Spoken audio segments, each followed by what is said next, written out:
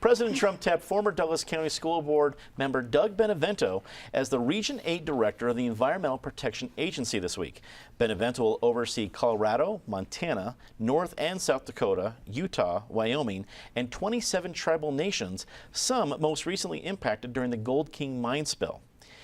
Erica, this seems like a pretty big job, and I realize that you don't always have just an environmental scientist come in to be an environmental protection EPA director, but do you think this is going to be the right fit? Well, in some ways, I feel like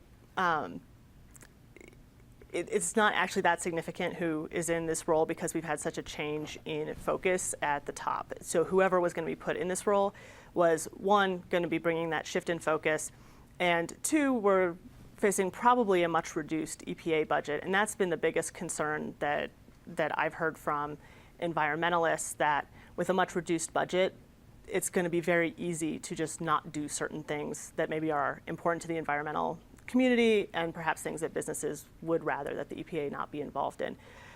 But certainly in the wake of the Gold King spill, the EPA has a lot of work to do to repair its reputation in Colorado, and this is someone who does bring professional experience to the job. I think there certainly could have been worse picks out there.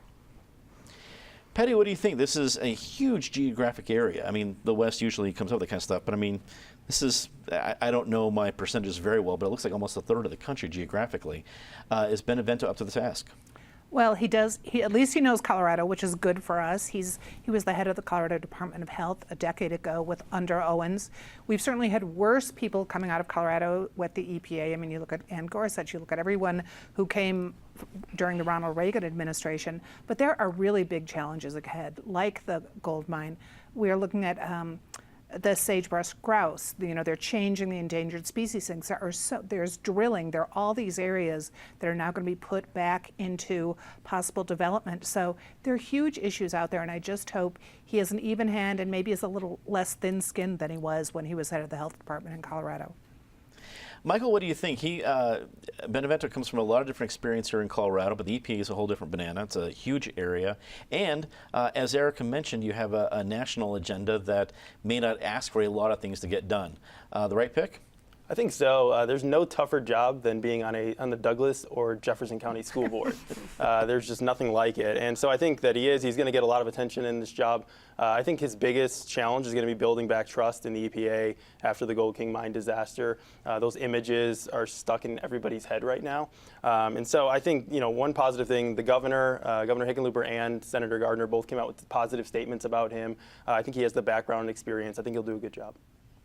Justine, when you look at the appointment, what do you think, if he calls you up for advice, what do you think is the priority when you look at the West, you look at all these different states and the EPA, what should be the priority for the EPA in this area? In Colorado specifically, I think the EPA, one of the things that they need to focus on, of course, is water. Water is one of our most precious resources. It's Colorado's, we outsource water here. And it's very important that we protect our water. And also when it comes to, the oil and gas industry, what are those regulations looking like so that industry can continue to grow in Colorado, but we're being safe and protecting the environment. So I hope here that the environment comes first, above business, but we will see how that works out.